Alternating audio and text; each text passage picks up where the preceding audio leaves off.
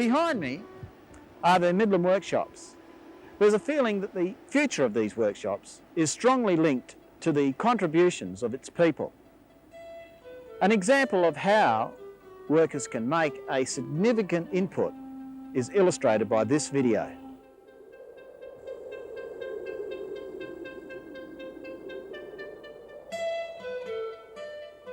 When the Midland Workshops were first conceived in the late 1890s, the project was the talk of the colony. It was to have a key role in Western Australia's transport future.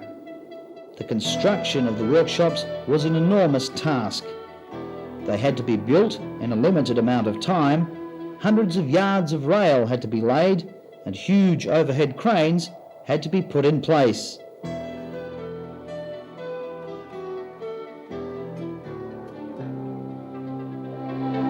It was an enormous venture, and it was completed early in the 1900s.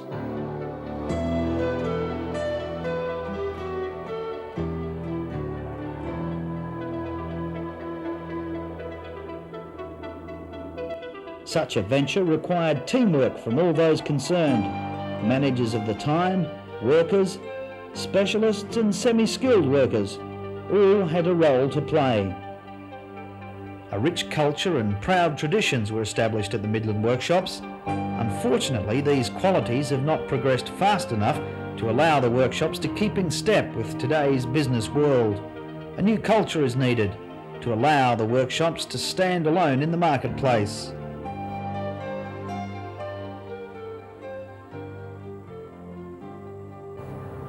It is clear that there must be a change, both in management's and workers' attitudes.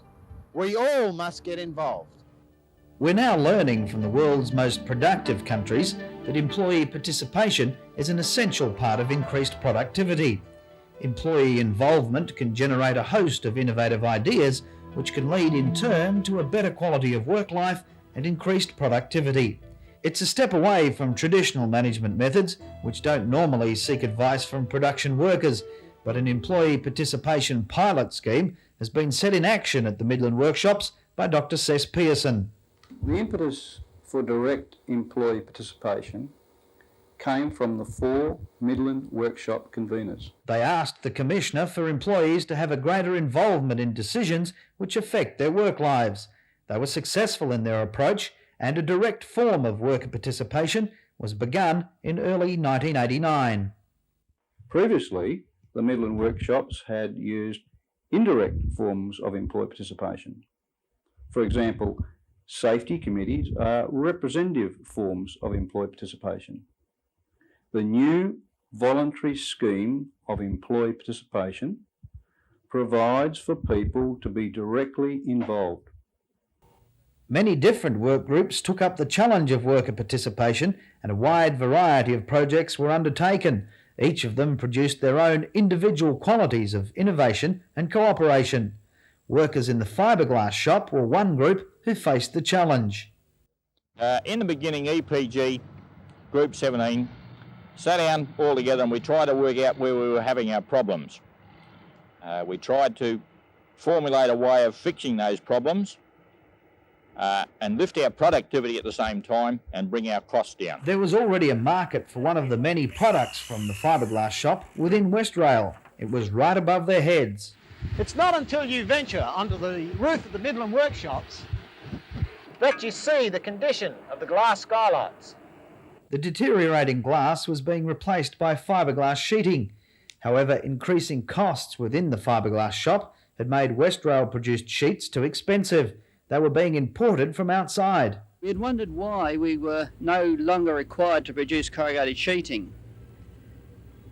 We decided to focus on winning the production back, and in order to do this we would produce a superior quality sheet in such numbers as to bring down costs. Group 17 decided the old production method, slow and inefficient, had to be changed. The method that you just saw would take 4 guys all day to produce 18 sheets. It's a hands-on method, labour intensive and very messy. First step taken towards the aim was to do a method study And as we found out, it wasn't just one method study we had to do, it was several.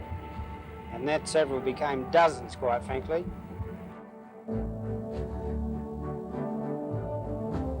The method study of the fiberglass sheet production facility highlighted its inefficiency. The workers believed they could improve it dramatically, and they were prepared to spend their own time before and after work, and even on weekends, to prove it.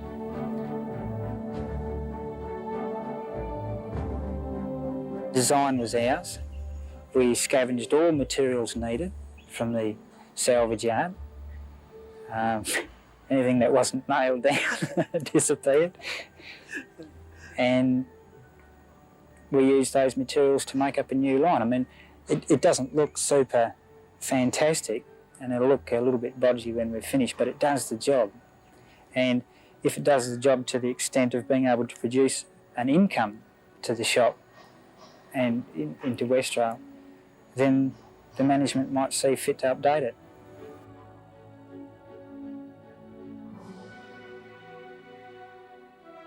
With the fiberglass sheet production line well under control, the workers' team has now turned its attention to other challenges within the shop. We do have future projects in mind. We are working with composites, and we're looking at producing laminates that could be used internally. We hope to streamline the products and increase productivity and enhance our quality of work life.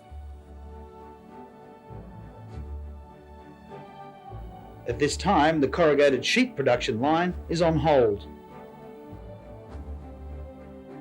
Workers in other shops are also rewriting their own future through the EPG program.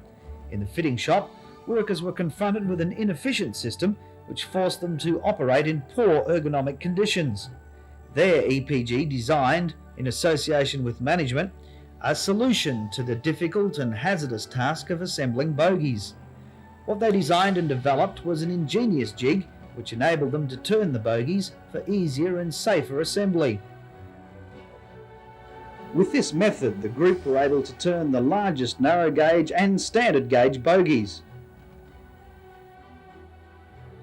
We had a few arguments, but that seemed to be, especially at the beginning of the employee participation, we had a lot of, well, a couple of guys just stormed out, you know, because they didn't, their ideas weren't accepted or they were abused.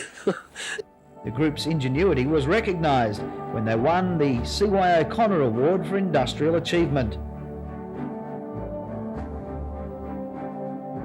However, the group recognised their method could be improved. There was a need for an adjustable jig that would hold all the different types of bogies. They examined the problem and a design was prepared, which management is now considering.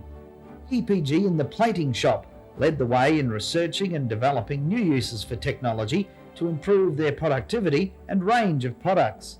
As a result, they've attracted many new orders and increased their market share and productivity. I don't know how much we've earned this particular month, but I can give you an estimate of what we pulled in last week. Through Woodside Petroleum and Telecom, be looking over the $5,000 mark in 1 week's revenue, and that's only on one section of the plating shop. So that just shows you the price these people are paying to get it done. Like, for argument's sake, this Woodside Petroleum job, if it wasn't going to be done here within Westrail, the job was going to go over to Indonesia to be done. However, opportunity for further growth remains when Westrail has work done by competitor plating shops without giving the workshops an opportunity to quote. Westrail may not be obtaining value for its scarce dollars. In the machine shop, the EPG has been responsible for a total overhaul of the methods of tool storage and inventories. The more efficient and secure method is expected to produce considerable financial savings each year by reducing the numbers of lost and damaged tools. Just as importantly, it's expected to dramatically improve productivity in the machine shop. Progress in implementing the project has been slow. More commitment is needed by workers, managers and unions if we're all to benefit.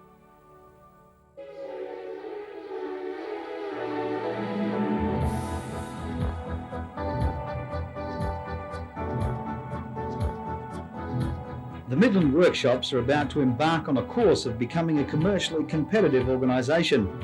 This is a profound step, but it provides for the workshops to be revitalised. and gives an opportunity to contribute significantly to the state of WA.